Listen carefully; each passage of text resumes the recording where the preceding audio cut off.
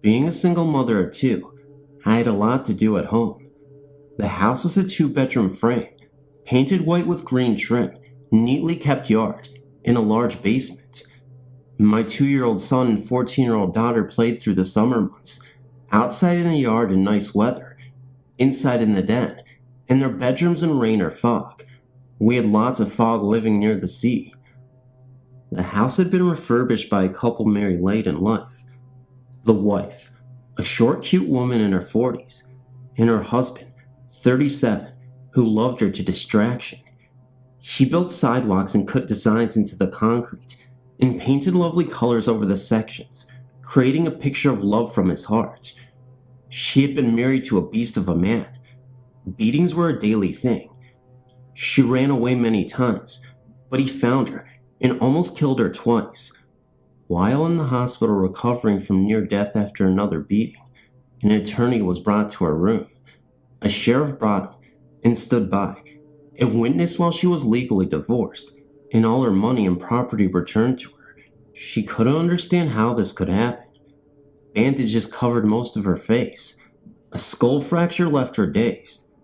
A judge entered and signed a divorce decree in a small town where her family had been respected since the town was formed. They gave her husband a choice: sign these papers or go to prison for attempted murder. He signed and was driven to the edge of town and put on a bus headed to Mississippi with the driver or deputy sheriff there to escort him all the way. Her second marriage was 6 years later. She had worked to get her life together. Scars were on her face and arms, left her a reminder that love does not last. She met a handsome carpenter. He began coming to her church. He began courting her. She was cold to him. After all her friends and loved ones told her he was deeply in love with her, she finally agreed to marry him, but he got none of her money ever. He agreed to that. He had a good business. He worked building homes and reconstruction of antique houses that needed the love his hands created. 2 years passed. They lived quietly. He had many friends, and so did she. The cottage he owned needed attention. He began to do many lovely things to keep it nice for her. The yards glowed with colors, different flowers for all seasons. They lived there content, but she never trusted him fully and told him so many times. The phone rang several times. She was sleeping in. He and 2 workers had left in the big flatbed truck to go to the city. One more day would finish the job there, and the money was good. He had an investment in mind. Life was good. 2 buses traveling down Highway 101 passed one another twice, one falling in behind the other, then pulling out again. They did this until the passengers began to get nervous. The truck was there. Nobody saw it come around the bend in the highway. The bus had pulled out again, right into the path of the oncoming truck, with the happy man and his workers, headed for the final day in a big job, with a good payday. She buried him in the nicest gravesite she could find. She walked in a daze. She didn't cry. She was all business. Everybody thought she didn't really love him. She loved him. She had lasted 3 months. She stopped eating. No water touched her lips. She was already dead inside. She stood looking at the lovely yard. All blossoms of every color filled the whole area. The air filled with fragrance.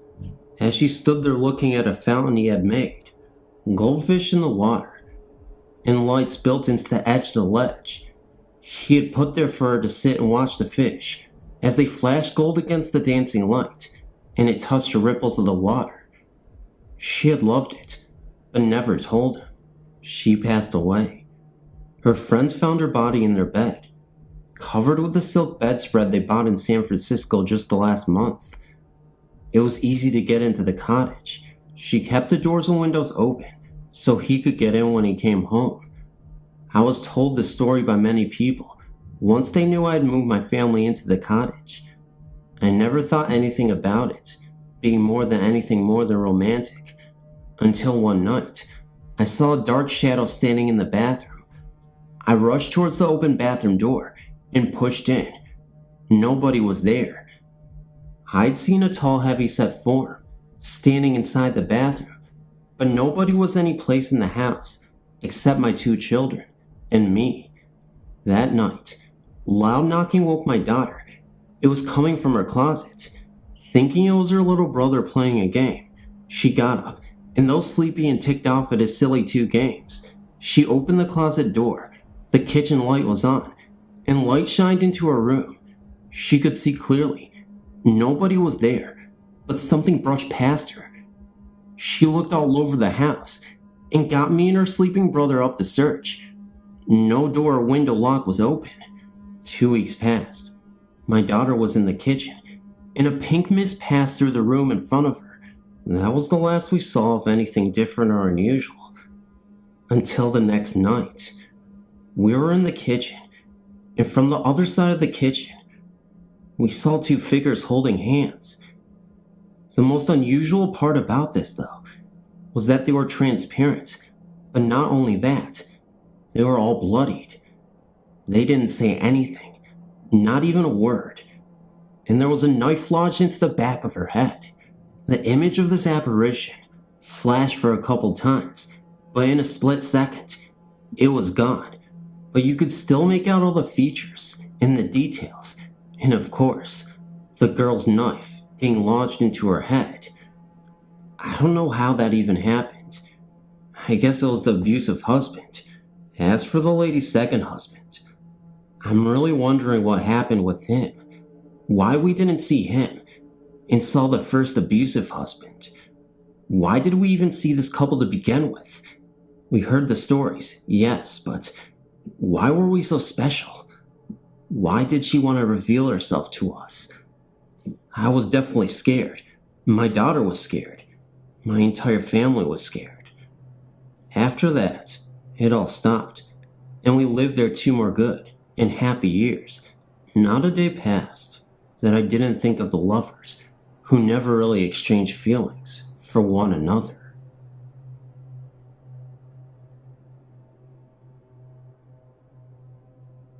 I've been reading all these stories and would like to share the experiences that I have encountered over the last few years.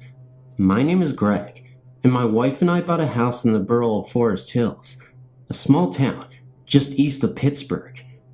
We have been in the house since the spring of 1998. The house is approximately 80 years old, as are the rest of the houses in the neighborhood. They were built by the Westinghouse Corporation for their employees between 1919 and 1923. As one would expect, the house needed some cosmetic work done before we could finally move in. My wife Carla and I spent most of the month of June 1998 refurbishing hardwood floors, tearing down old paneling, painting, putting in bathroom fixtures, and all that goes into refurbishing older homes. I know very little of the history of the former occupants. Anyway, shortly after we finished and moved in, odd things began to happen. The house has ceiling fans in just about every room. During that summer we would go to work, knowing we turned all the fans off, and come home to find one or more of the fans on. This happened on several different occasions. My wife is a stickler for turning them off because of the fear of fire and the electric bill. That kind of freaked us out at first. Passing this off as our forgetfulness, we didn't think much of it. Then, I guess the next incident happened in the fall of '99. My wife was already in bed asleep. I usually go to bed later than she did, and she has a habit of falling asleep with the TV on. As I was getting into bed, I hit the remote turning off Jay Leno, when, all of a sudden, on or in the wall behind the bed, came 3 loud and deliberate bangs on the wall. They were very loud. Bang, bang, bang, just as the TV went off. It rattled the picture hanging on that very wall. I remember this distinctly. I got up and searched the entire house, basement, and even outside. Nothing. My wife slept through the entire thing. I told her the story, and I think she believes it. I couldn't believe she slept through it. The floors downstairs are very creaky, as you would expect in old homes. They are particularly loud when going into the living room from the dining room. loud enough that you could hear them throughout the house. Since the banging incident, we have both heard, independently and together, what seems to sound like a person walking between the rooms. This always happens at about 3:30 a.m. to 4:30 a.m., and just at this time. My wife woke me up the first time she heard this, thinking someone had gotten in, but upon investigation, there wasn't anyone there. As a matter of fact, I woke up to the noise 2 nights ago, at 3:30 a.m. Well, I'll try to wrap this one up. I know I heard my name called when I was showering one day. I answered, thinking it was my wife, but she said she never said anything and was downstairs in the kitchen. I've also thought that late at night, while on the computer, I've seen the typical shadows darting just out of the corner of my eye, and the feeling that something or somebody else is in the room. I've also heard what I keep thinking is footfalls on the upstairs hallway carpeting, the sounds of shoes scuffling the carpet. Maybe it's me, or the old house is settling, or both. I just don't know.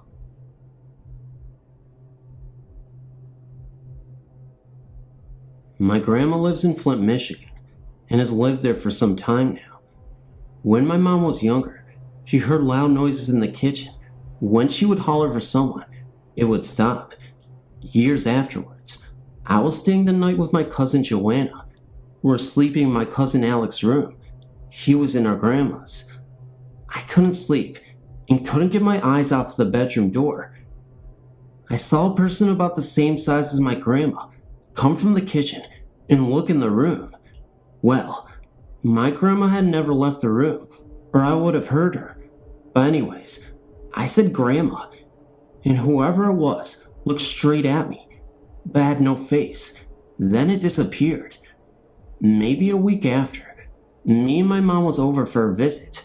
I was outside, and the only ones in my house was my mom and Aunt Michelle. My mom went to the basement to put clothes in the washer, and my Aunt Michelle was going to fix something to eat, and she had left the fridge door open. Something walked past Michelle and shut the fridge door. She thought it was my mom, but it was a ghost. My mom was still in the basement at the time.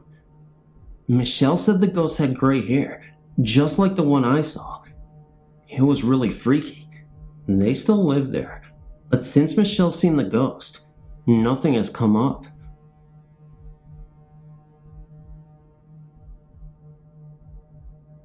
Ever since I can remember, I've been sensitive to paranormal activity, which is something my grandmother says runs on our side of the family. Anyway, in the summer of '98, my wife was pregnant with our first child, and my grandpa was dying of cancer. It was a very stressful time for me. I was always really close to my grandpa, mostly because he gave me my first guitar and taught me how to play it. This meant a lot to me, because now I played lead guitar for a local band and have had the time of my life because of it. My grandpa had gotten cancer when my wife was about 5 months pregnant, and not long after that, his cancer got worse. He was put in the VA hospital about a week before my wife gave birth, and the only thing I wanted, after finding out the baby was alright, was for my grandpa to get to see her. Out of nowhere, my grandfather recovered enough that he could go home. He got to hold her one time before the cancer took a strong hold on him for the last time. The next 2 months of his life were spent in agony and mostly without any mental capacity. My daughter was just about to turn 2 years old the next time I would visit him at his grave. My wife, daughter, and I went to the graveyard, and I talked to Papa for about 15 minutes before we decided to go. We turned to leave, and there was a big dog standing just inside the entrance to the cemetery. We stopped, and the dog just stood there, tilted its head slightly, and bolted in the other direction with its tail between its legs. We started towards the car, and my daughter turned around, started waving, and saying goodbye. I didn't think much of it till we got home, and my daughter, who can talk pretty good for a 2-year-old, was telling my best friend that there was a doggy and Papa made it go away. Hearing that made me start crying right then and there. I'm a little misty-eyed now thinking about it. I love my papa very much, and I'm glad that he got to see his great-granddaughter again. Sorry the story was so long, but I hope you enjoyed it. P.S. I have a lot more experiences to share. This one just meant the most to me.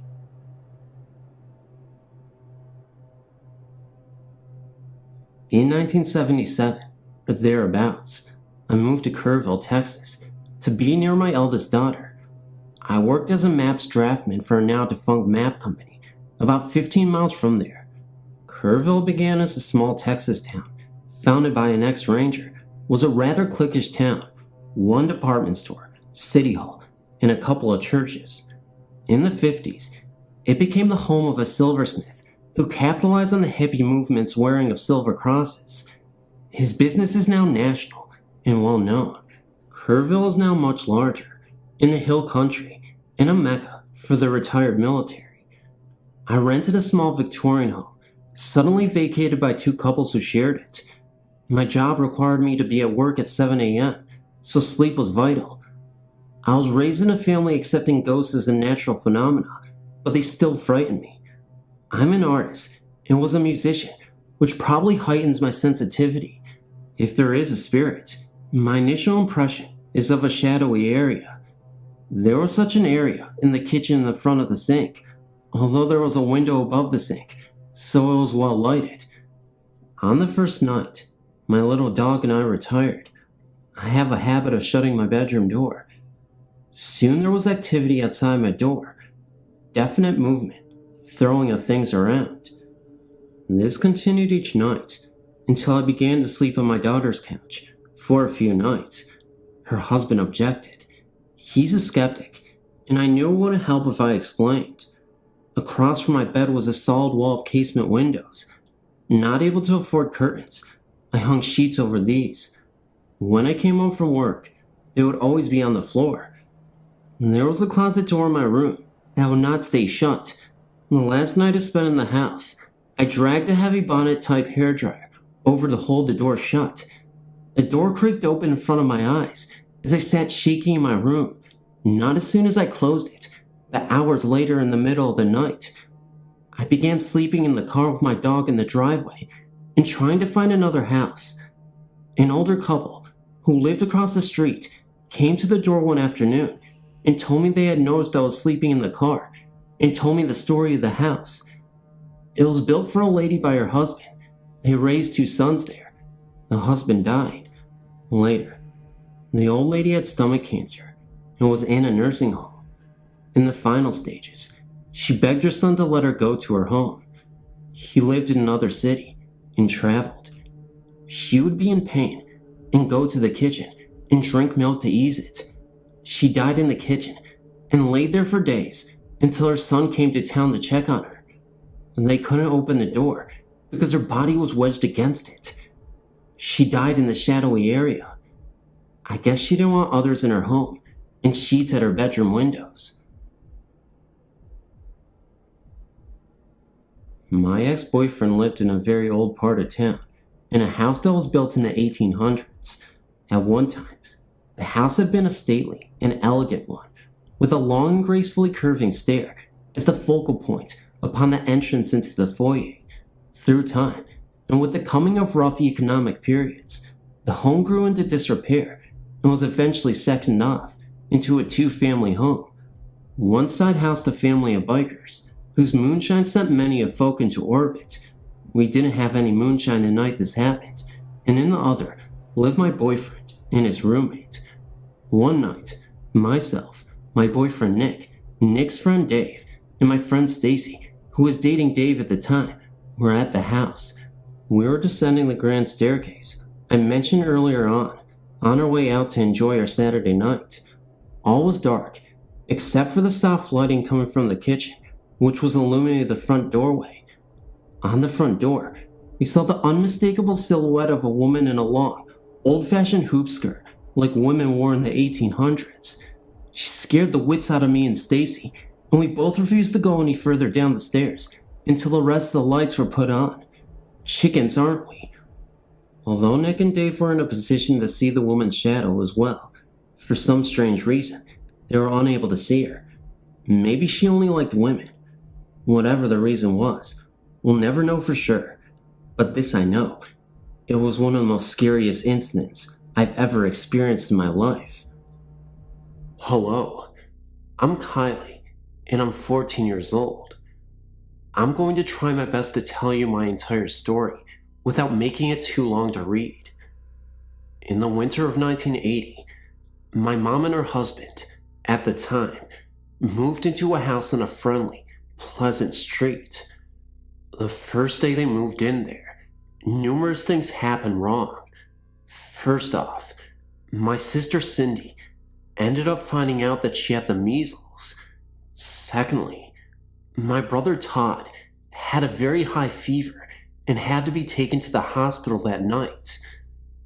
The electricity in the house would not work, and this made my whole family rather upset. My mom began to resent the house for no particular reason. She complained to her husband about it so much that they end up violently arguing. He had an emotional attachment to the house in less than a week, while my mom, she was the exact opposite and felt she needed to leave. Regardless of my mom's feelings, she ended up staying there for another 12 years. There are a few incidents that I'd like to focus on particularly. Incident number 1. When my mom and her husband first purchased the house, my brother was just a baby. One night, after hearing sounds coming from the attic, my mom got up from bed to check everything out. Although she did not find anybody or anything in the attic, she did find a man who she can describe rather specifically: blonde hair, brown eyes, and work clothing. He was entering my brother's room. My mom was so shocked to see him that she started to scream and blocked the door to my brother's room. Her husband heard the yelling and came downstairs to see what was the matter, and all he saw was my mom blocking my brother's door. My mom says that as soon as her husband came downstairs, the ghost disappeared. The police came, but did not find any evidence of anyone being there. Incident number 2. My brother, at 5 years old, began complaining that there was a man living in his wall. When my mom calmly asked him why he thought this, he replied, "You know, you saw him when I was a baby. The man who lives in my wall. He eats in there, sleeps in there, everything." My mom was very frightened, but after consulting the child physician about the matter, she was told that I probably had imaginary friends. Incident number 3. I was born in 1985 to my mother's third husband, Howard. My mom tells me that I was a horrible baby who would never stop crying. When I was 3 years old, I became rather curious by the attic, since my parents told me not to go in there. Disobeying them, I went up there instead. An unknown force pushed me into a car seat that my mom had recently stored up there. It locked me in there. For an hour straight, I screamed my mother to unlock me, but she had been outside. When she came inside, she hurriedly ran upstairs and unlocked the seat. I'd never been able to use the lock on that car seat, and it would have been impossible for me to lock myself in there. Incident number 4. My cousin Heather and I go outside to look at the clouds. In these clouds, we spot 2 figures that barely resemble clouds, but instead drawn images. One of a baby, the other of a small dog. We saw them so clearly that we ran inside crying, only to see that our parents were watching the news. That same day, a baby and a dog died together. We had seen the images at the exact same time that the deaths were announced. Heather and I could always see the ghost. He was always around. He enjoyed watching us play with our Barbie dolls. He'd stand right by us as we played. We tried to get him to leave, but he never would. Eventually, we got used to him being there, and we were not frightened by it. We never told our parents about him, because we both felt that he wanted us to keep him a secret. One night, my family came running upstairs because they heard me screaming. My sister says that my screams were so violent, it's as if I was being murdered. When they asked me what was wrong, I told them that someone was in trouble. I told them that a ghost on the wall told me that someone was dying. I also told them that I kept seeing images of babies on my ceiling. My family was very frightened. I slept with my parents that night. The next day, I found out that my teacher, at the time, had been in a major car accident. She was pregnant at the time, which explains the images of the babies. The next incident, my older cousin and I dared my cousin Heather to come into the attic with us. She would not come up there, and so my older cousin pulled her into the attic with me, and once she was in there, she seemed fine. My older cousin headed downstairs, leaving me and Heather to search the attic for my missing doll. We looked everywhere until we heard a loud scream that sounded as if it was coming from a human. We ran downstairs. Our parents, trying to keep us calm, told us it was probably something we stepped on. Incident number 7. I continued to look for that doll in the weeks to come, only to find it outside, torn to shreds. In the other incident, one night, while my sister was watching a late night movie, the rest of us heard her screaming and ran down to see if she was okay. There was a bat in the house, and it was attacking her. She had a towel over her head and was running from it, shaking and crying. My dad ran after it with a fishing net and luckily was able to get it trapped on our porch. My sister later told us that it appeared from out of nowhere. Later on, my mom runs into the lady who sold us the house. As soon as the lady sees my mother, tears fill up her eyes. She begins to cry and tells my mom how sorry she is for letting her buy that house. She too knew it was haunted and had many bad experiences with it. My mom and her had a big conversation concerning the whole thing, and the lady told my mother that she too had seen a man with blonde hair, brown eyes, and work clothing. We found out from my mom's second husband that the man who built the house died by falling from a ladder. He was not finished with the house, which is obvious. Now that we think back to the unfinished stairway, work clothes, I wonder if he had blonde hair and brown eyes.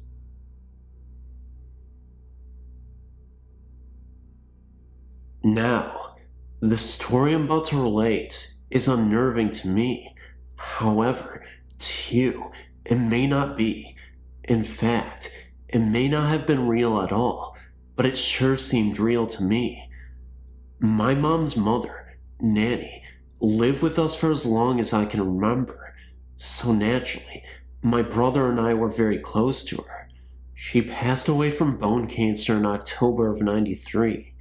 It was very disconcerting, because the woman she was at the end was not the woman she was in life. In December of '96, I was home for the Christmas holiday from college. I was staying in my old room.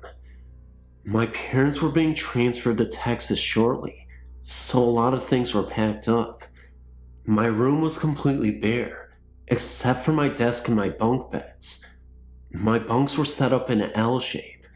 Normally, I would sleep on the bottom bunk, but I had the mattress at school, so I was sleeping on the top bunk.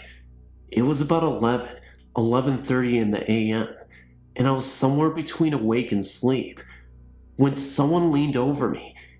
That's when I awoke to the most hideous sight I'd ever seen.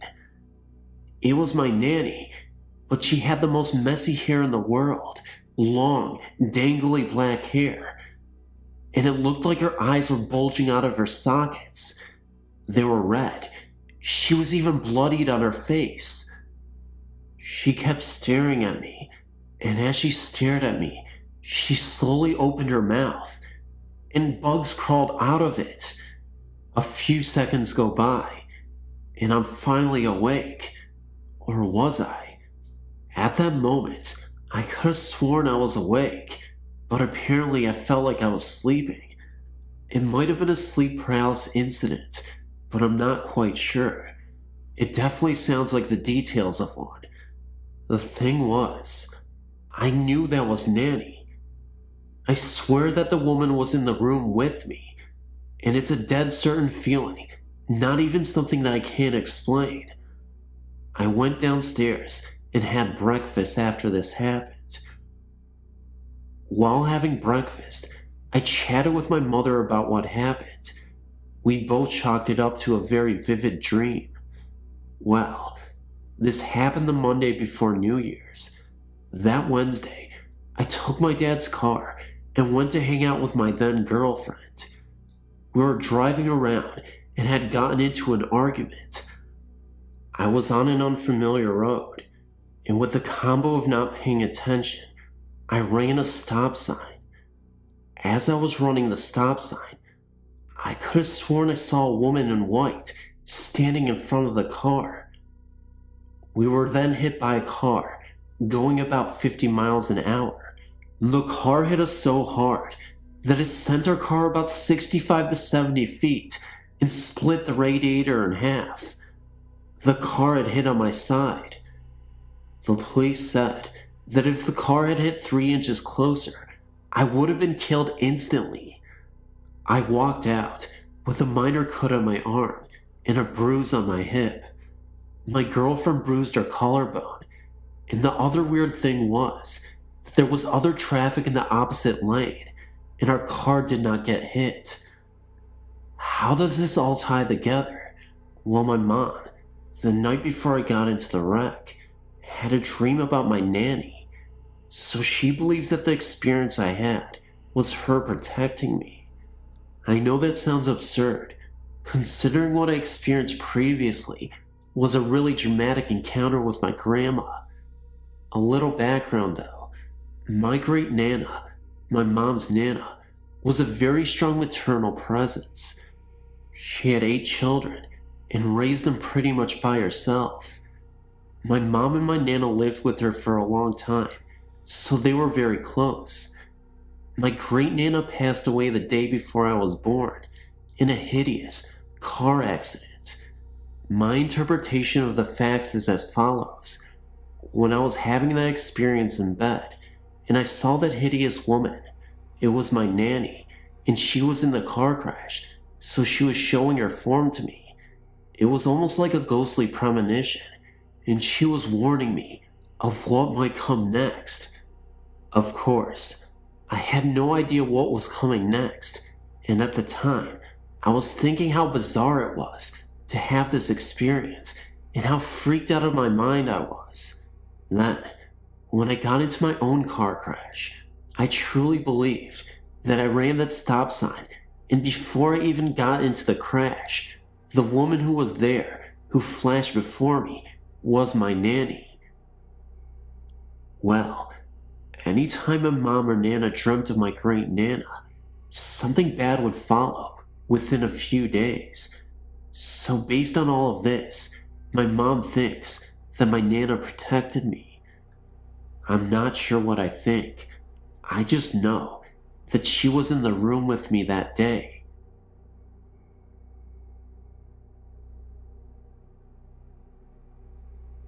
As a young kid, I'd often go on arduous walks to the grocery store with my older brother in the summertime. The walk is often an exhausting process because you have to walk up and down a lot of hills and cut through this golf course before you get to the store, which can take an hour.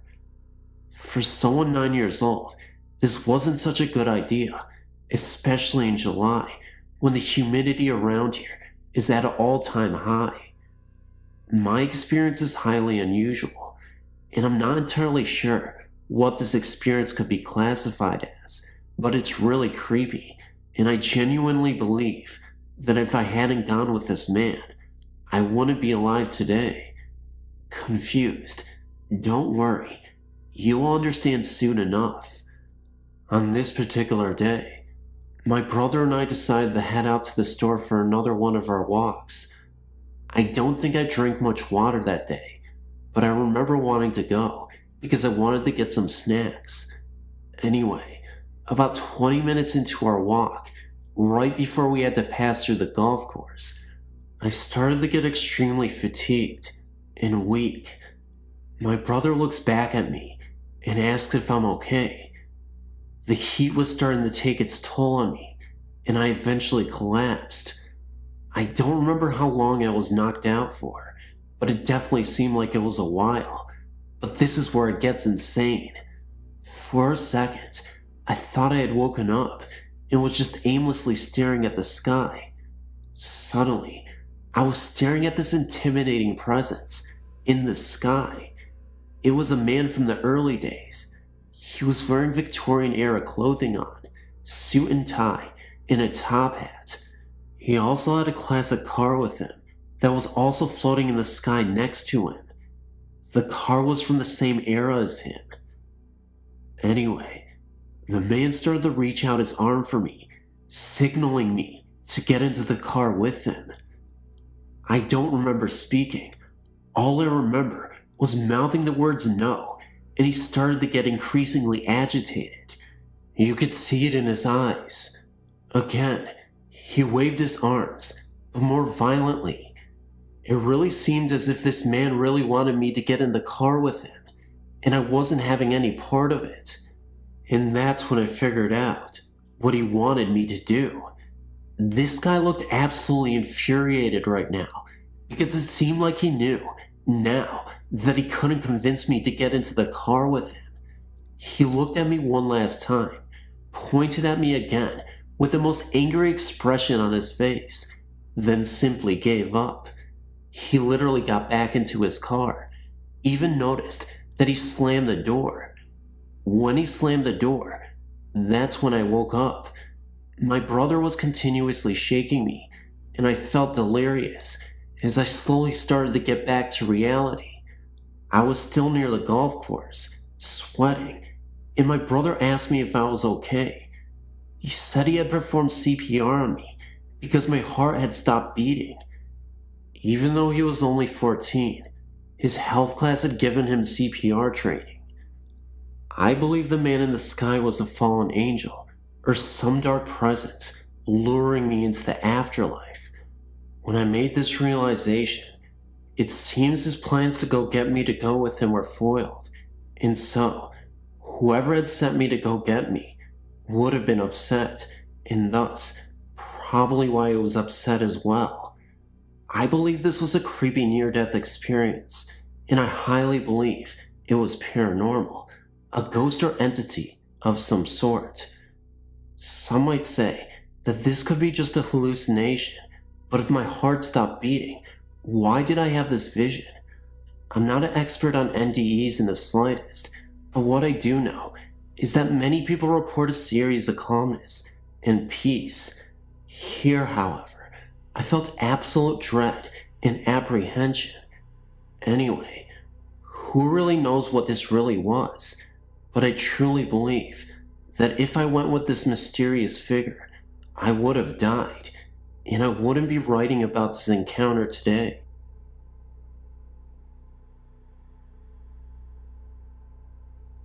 I don't know if you're interested in stories from around the globe, but I thought I might as well give it a go. I live in Northern Ireland and have done so all my life. I come from Tyrone. This is where my story comes from. After a night spent out, one friend was leaving another friend home to Burnpub and traveling the road from Dugaman through Moy and out another few miles to Burnpub where he lived. It was late and the road was windy, very rural, and old houses scattered around. The roads are bendy and prone to fog patches, and when wet, can be treacherous.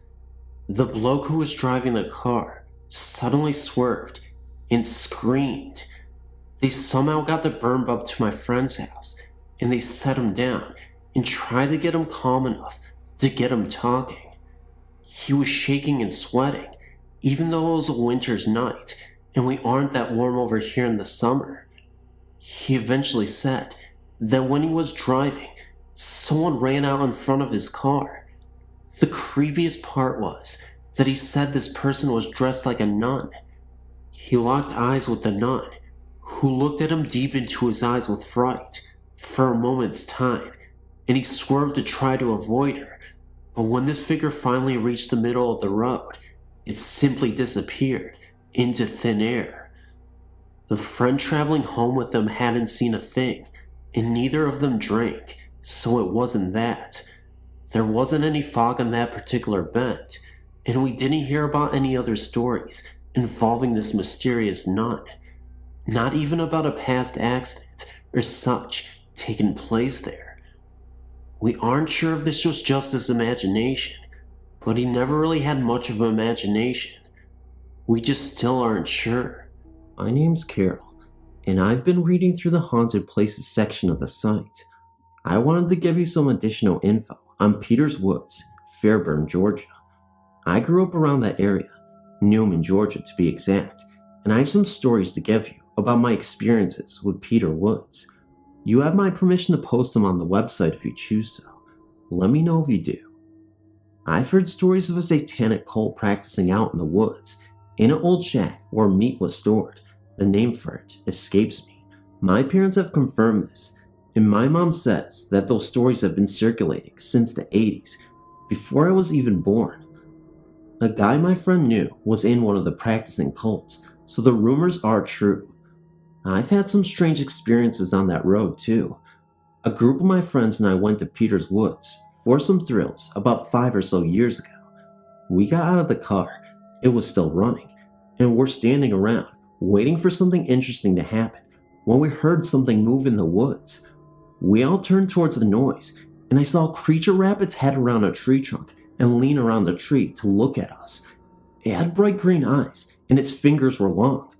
We all freaked out and jumped in the car. After we calmed down, we compared stories and found that we had seen the same thing. We're not the only people to have seen that creature.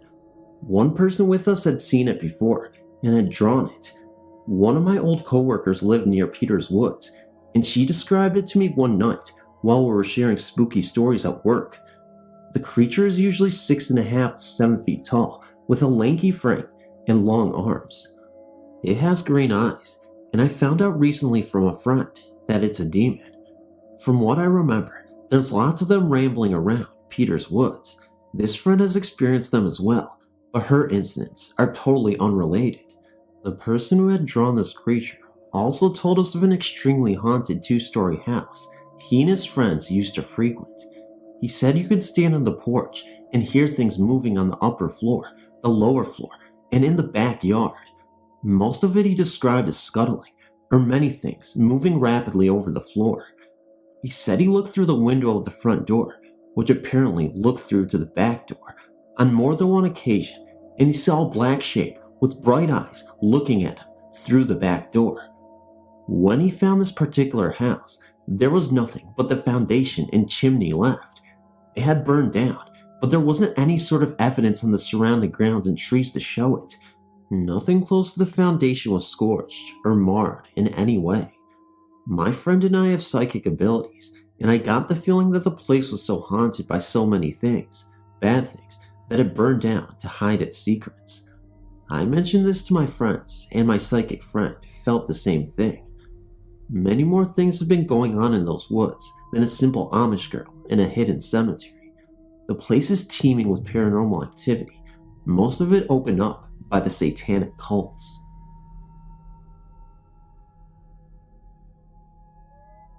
I have visited the hanging tree several times when I was in my teen years. Any time that I've been out there, it has always been very dreary. Even on the brightest of days, it is very gloomy. One Halloween night, about 15 of us went out in 3 separate vehicles. There were 5 of us in the truck that I was in. All of us were beside the driver's side door. At midnight, there was the most god-awful noise that came out of the woods. It sounded like a man that was screaming while he was getting his throat sliced. I can still to this day hear the noise in my head. I cannot make the noise, and the description that I gave is the best explanation that I can give. Needless to say, that in the 3 seconds flat, we were all in the truck and at the end of the road before we stopped to take a breath. I still have the scar on my leg from driving into the bed of the truck as the driver was pulling away. I've not been back there since. I did not hear screams or laughter, never heard someone's feet dragging on top of the vehicle or jumping on the vehicle, just the god-awful noise. Also, I would like to inform you that the Newport Hotel is haunted. I've never had a personal experience with these ghosts. The former owner, Jack, I don't remember his last name, has had experiences with them along with some past employees. Please know the above information is true and accurate to every letter of the word. I moved to the Airline Road area back in 1999 with my parents before going off to college. One day, I was wading along the Little Cotton Indian River with my fishing pole and came up to the Airline Bridge Road. A very bad odor like something was dead was filling my nose. Just under the side of the bridge, lying on the rocks below, was a dead dog which must have been hit on the road and thrown over the bridge. The body had been decomposing and was a real mess. The hair of the dog was often in piles, lying around the body. I quickly left and headed home. That evening, I was talking to a friend of mine which has lived in the area her whole life and had told me stories of this Airline Road bridge. While on the phone and outside in front of our house, I could hear a large dog barking back down through the woods towards the bridge. I told my friend on the phone about the dead dog I had seen earlier that day, and it must have been another dog feeding on the carcass. She laughed at me and told me again that the bridge was haunted and that I should go down there and check on the dead dog again. I built up the nerve and headed down towards the bridge. Using a spotlight, I overlooked the bridge at the rocks where the dead dog had died earlier, only now I didn't see anything down there. I walked down the side of the bridge to get a closer look.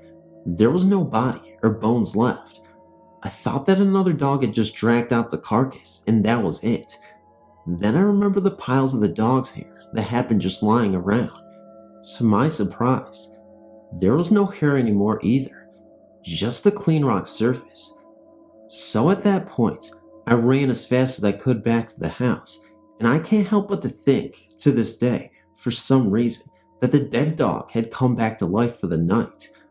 I took a buddy of mine down to the bridge the following morning, and the dog's body, the bones, and the hair were back on the rocks as if they had been there all along. Also one night, around midnight, I was driving my car across the bridge, and just after I came onto it, my headlights, interior lights, and my radio all shut off at once. The engine kept running, but all of my electronics had shut off.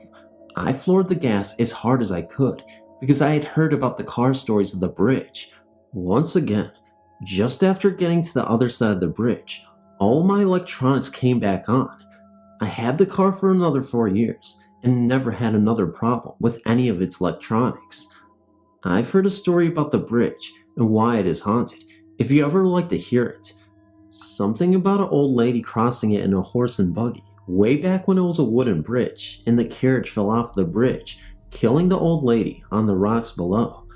There's also a very old concrete building hidden in the trees right beside the bridge. Rumor has it that Kellytown was the first place around to have power, and this old building must have been part of the Apparition.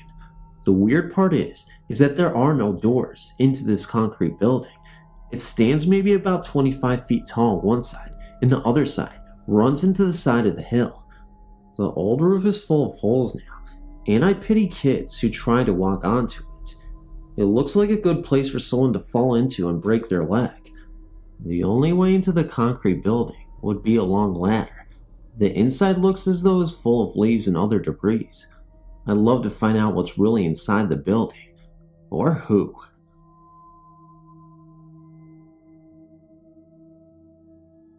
I remember that in 1964, and shortly after our baby, Lori, was born, my husband took me to see the spook light. It's outside Joplin, over the state line. We parked on a gravel road and waited about a half an hour. Suddenly, floating out of the woods, came the spook light. It floated out and down the road towards us like a ball of lightning, only on a much more erratic course. It got within 100 feet of our car, in the middle of the road, when it suddenly disappeared. Thank heaven. I'd heard from my husband's best friend that if touched your car, the paint would blister and peel, just like it did on his car when the light landed on his hood. My husband had been watching the spook light since he was a little boy, and said this was the closest he'd ever been to it. I've seen ball lightning before, and swamp gas. This was nothing like it. We returned every few weeks, and the performance was repeated, but it never got any closer before it just vanished. I can't tell you how long I've waited for someone to talk about this phenomenon. Thanks for reading.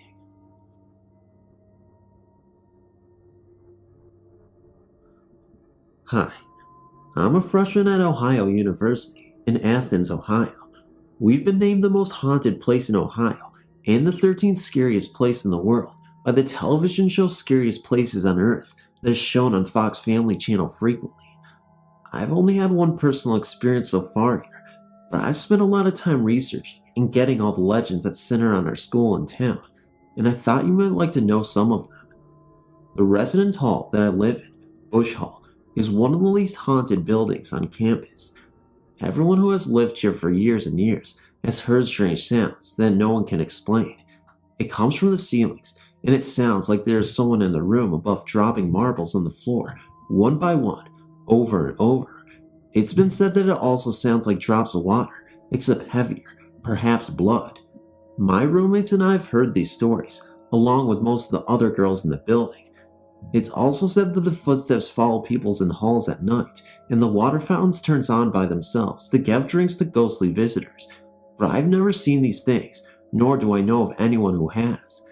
The sound of dropping marbles happens in every building on campus that is supposed to be haunted, but in most of the other buildings, it sounds like hundreds of marbles all at once. They have tested all the piping and other structural things that might cause these noises, but no explanation has ever been found. In Jefferson Residence Hall, some students went into an abandoned and normally locked room back in 1996. Sitting at an old desk in the corner of the dark room was an older woman of perhaps 40 years. She wore conservative clothes and was described as looking very much like an elementary school teacher from the 50s. The residents at first didn't realize what they were seeing and greeted the woman, only then to realize that she was slightly transparent and floating an inch or so above her chair. The residents ran to tell their RA, and when they returned, the door was closed and locked, with no signs of anyone having been there. The dorm next to mine is Washington Hall. A few years ago, a girls' basketball team came to play our team and stayed at that dorm. They had a wonderful time, laughing and shouting all the time. On their way back home, their bus crashed and every member of the team died. They say you can hear them laughing and shouting in the halls and lobbies of the dorm. A few years ago, a student fell from her fourth floor window in Crawford Hall and died rather gruesomely. She has been seen walking about at dusk, and sometimes she talks to students. The hall has a history of unexplained noises, lights going on and off by themselves, doors opening and closing, and various other strange happenings. A girl died in her sleep at the Convocation Center a few years back, and a girl named Lisa, who has not heard the story, often woke up in the middle of the night screaming that someone was next to her in her bed. They later found out that it was the same room and the same bed that the girl had died in. Across the hall from that room, there was a girl who used to talk to her closet. Her roommates thought she was crazy. She left for the weekend once and told her roommates that her closet was angry and that they should be careful. After she left, the shades began to go up and down, books began to fly, chairs tipped, lights switched on and off, the TV changed channels, and the closet doors flew open and shut. When the girl returned and talked to the closet again, everything returned to normal. A boy also murdered his ex-girlfriend in one of the rooms in the 1980s, and it's said that she walks the halls at night, watching over the students. The scariest and most provable tale on campus happened in Wilson Hall. There was a girl who lived there who practiced in black magic. It was said that she could be heard chanting in strange tongues late at night, and a green light came from under her door. Then no one saw her for a long time. Finally, the Aria got a key and opened the girl's room. The girl had slit her wrists, written satanic symbols all over the walls in her blood, and then hanged herself in the center of the room. They cleaned the room, painted over the walls with many coats of paint, and gave the room to 2 other students the following year. They didn't stay there long enough. The symbols and blood came back, and the room glowed green. Drawers slammed, and ghostly screams were heard. Finally, the school's officials decided that the room was not safe for students to stay in, so they sealed off the room permanently. To this day, if you go to the room on the 4th floor, you can see a demonic face in the grain of the wood on the door. The story is traceable in the school's records. Ryan Hall is usually considered the most haunted building on campus. It is the oldest residence hall on campus still used as a residence hall. There is supposedly a ghost in the attic, a few on the 2nd floor, and a 3 on the 4th floor, but I haven't been able to find the specific stories behind them, other than witnesses of apparitions, but there is no record of death there. You can't live in or around Athens without knowing about the 5 graveyards that form a perfect pentagon around the entire campus. The pentagon is commonly known as a symbol of magic and otherworldly happenings. It is used as a protection sometimes. The building that is at the very center of the pentagon is the only one on campus that has no tales of ghosts attached to it. They say it is protected by the pentagon. The graveyards are very strange in themselves. One of them has graves laid out north and south, instead of the normal east and west. One of them has a tree and a rock ridge that has rope marks on it from when they used to execute people by hanging. All the graveyards are reportedly haunted. They are a favorite place for cult activities and seances. They say that the Pentagon supplies the power to raise the dead. The cemetery at the ridges, an old insane asylum, is especially spooky. Most of the graves have no names. They're either marked by numbers or nothing at all. There's a circle of unmarked graves with no apparent reason, and it is said that if you sit in the circle, you will be visited by spirits, and there are several tales of spirits following people home from the circle. The asylum has almost hundreds of ghost stories to itself. It was an old institution where hyperactive or slightly disturbed people were kept in solitary confinement and treated with shock therapy. It was shut down in the 80s because it was considered cruel treatment. Some of the patients can still be found in town. One works at the local racks, and another plays his violin on the street for the students walking by. Another stands on the streets and tells people they are living in sin and bound for hell. At any rate, you can hear screams in the halls of the asylum, and many other strange occurrences have been reported. The most popular tale is of an old patient named Marge. This story is solid proof to back it up. When they closed the asylum, they knew that the students and kids at the town would try to get in and explore, so as each section of the buildings were excavated, they were sealed shut. Marge was deaf and dumb. She exited the building, but then remembered that she had left a cherished possession behind. She asked permission to go back for it, and was granted it. No one is sure what happened next. Either she got confused in the long twisting halls and could not find her way out, or simply forgot to come back out. But she was sealed in the building because everyone thought that she was out. She could not yell for help to the workers, not 10 yards outside the barred windows, because she couldn't talk. She took off her clothes, folded her arms across her chest, and eventually died of starvation. Her body was found when the building was reopened several years later. When they moved her body, there was a print on the floor, like a leaves on cement sometimes, where her body had lain. As hard as they scribbled, the stain is still there, in the shape of her body, and if you went on the tours they used to give of the asylum, you could see it. If you are a little determined, you can find a picture of it on the internet, on one of the haunted Athens sites. Some say that she walks the halls, looking for a way out and screaming in panic. The details of Marge and her prints can be found in the Athens City Police records. Our school is built on old Indian territory. There is at least one Indian burial ground located under the Memorial Auditorium.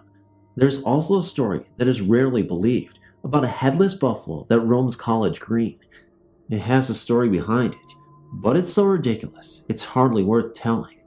There are more believable Indian legends surrounding the area though. So, there are as many of the ghost stories about the school and area as I've been able to tell and find and get details about. Some of them are probably completely untrue, some are based on absolute research facts. October 23rd, 2001, midnight, Florida. Was twirling around in bed, trying to fall asleep. Tomorrow was going to be bulk pickup. Every 2 months, the garbage men come to pick up large items, such as furniture. I was getting rid of my little dresser. My mom went outside to get a few other things that I left inside it. I watched her walk back up to the house. I heard her slam the door closed. I believe she went into the bedroom to sleep. Here's the creepy part. The lights flashed on and off. I decided to peek through my window again, and there, outside, behind my dad's white car, I saw a white figure floating around in circles. I have pretty good vision and could make out a solid figure, headless, walking around. I dropped the window shade for a second, then reopened it. Gone. The figure was gone. It just disappeared. Now, these houses in our neighborhood were rather new, only about 11 to 14 years. No one inside it had died, except our neighbor. She was old. I heard she had heart failure or something, only about 6 months ago. That was near where I saw the figure. Also, my friend, who likes to gossip a lot, told me centuries ago this used to be battlegrounds. He also told me that some guy was buried somewhere close to my house, in this so-called battle. Although the story was a short one, I hope you enjoyed it. It sure scared the hell out of me, but I'm not really sure how I can explain it fully. I understand the history of what happened, the battlegrounds and all, but I'm not sure exactly what's going on. If you guys can help me out, I really appreciate it.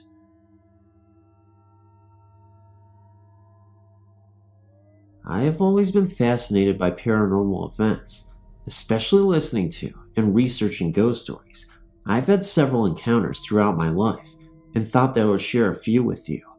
I was living with my parents and older brother in an ordinary looking house on the other end of the dead-end street in a city near Green Bay, Wisconsin.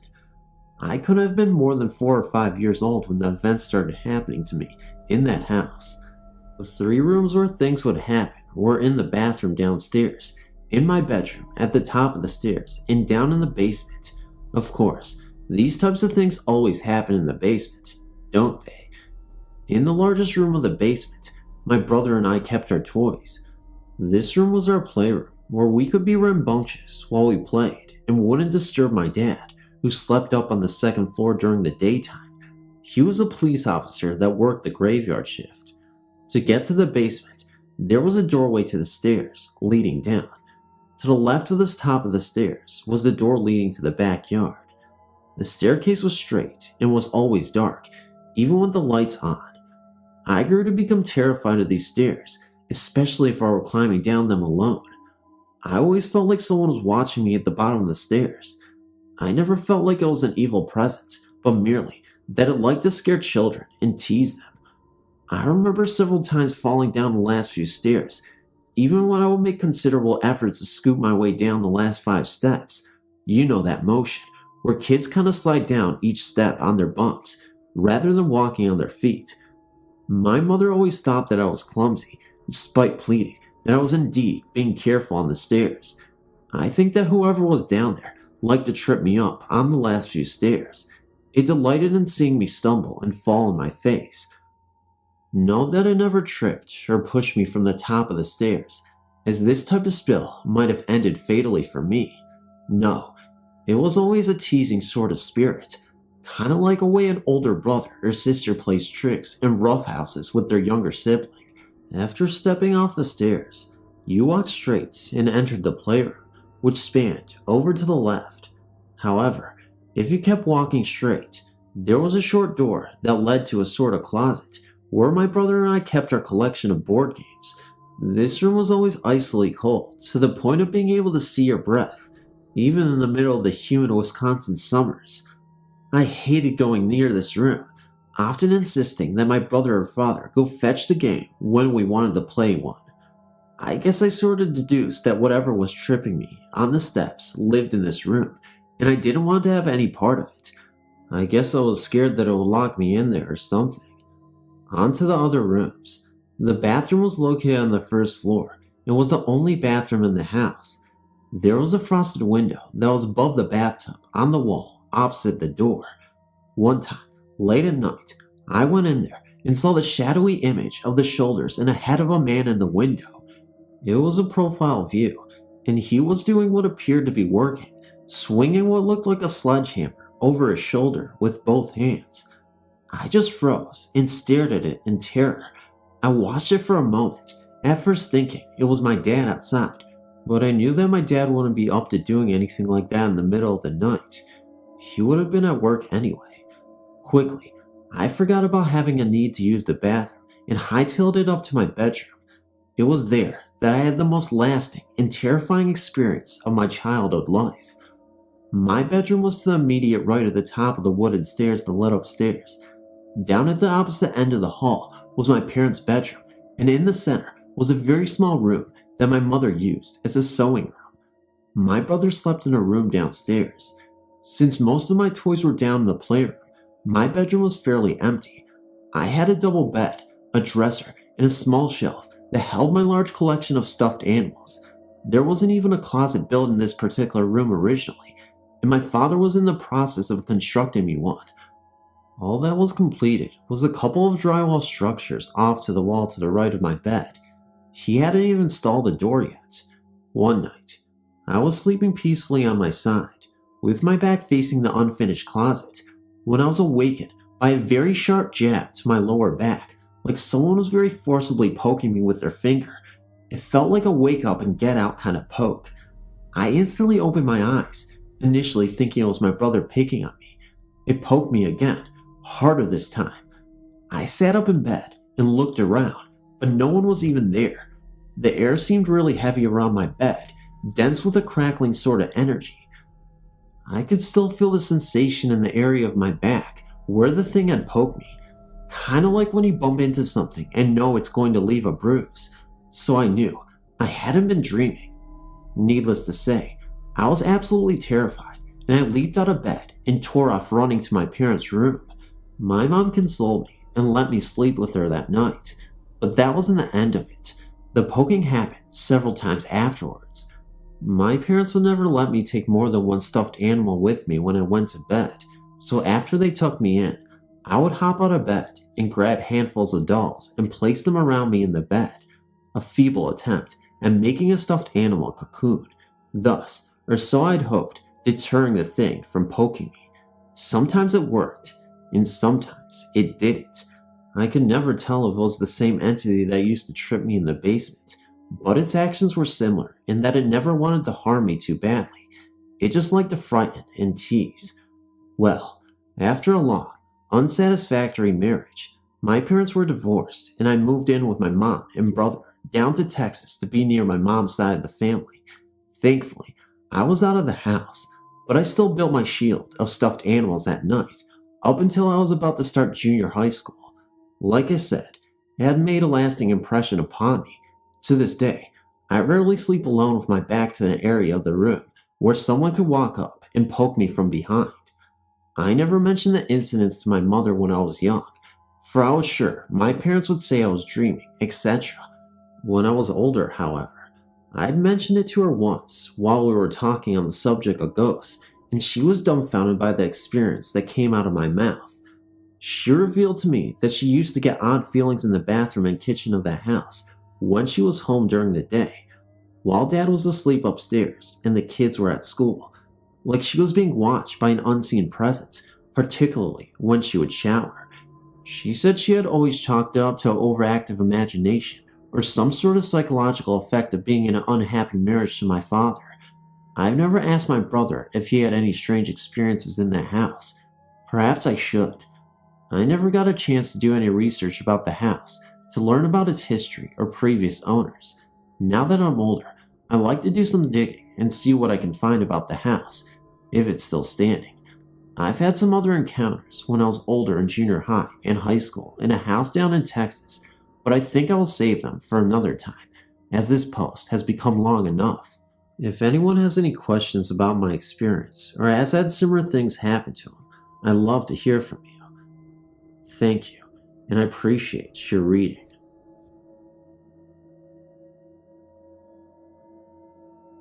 I was given your website address today and wish to share with you an experience I had in 1965. I'm in England. My name is Angie, and at the time, had no real idea that I was a medium. I was 22 at the time, staying with my 2 children at my parents' home in Didcot, Oxfordshire, England, until such time as my husband, who was in the Royal Air Force in Germany, could send for us. One day I had a letter to post Germany and realized that it was almost 11 a.m. The time the local post officer had its mail collected from mailbox outside the shop. I used my mother's bicycle and pedaled up to the box. There, counting mail on the front of his bicycle, was the postman, the mailman. The mailbox was open with a bunch of keys in the lock. In England, if the postman has collected the mail out of the box, he'll often refuse to take your letter. Silly, I know, but it's true. I quickly jumped off my bicycle and stood next to him. He did not look up, just kept thumbing through the mail, in a bag on front of his post bike. I said, "Have I missed the post, please?" The young postman did not look at me for a few seconds, then gave me a strange look and did not reply to my question. I was mad. I walked to the wall of the post office, threw my bicycle against that wall, turned, and got the shock of my life. No postman was there. Box was shut and locked, and this all in about 10 seconds. My first thought was, this can't be happening. I walked over to the box and saw that the letters were still in. I have no idea. Since those days, my clairvoyance has gone from strength to strength, and I now attend spiritualist churches, taking services in clairvoyant evenings as well as helping people who need it. This is my true story. Hey everybody, it's Abraham Lincoln. Just wanted to let you guys know that I came back from the grave to wish you a happy day. Abraham Lincoln would appreciate it if you commented below in the comment section below something like "Mog" to let me know that you got to the end of the video. Why am I speaking as Abraham Lincoln's ghost? Because, that's who I am. I served my country of America for many years, and people seem to like me. Pretty much a big deal. But seriously, guys, please consider giving a like, giving a comment, giving a subscribe if you're new.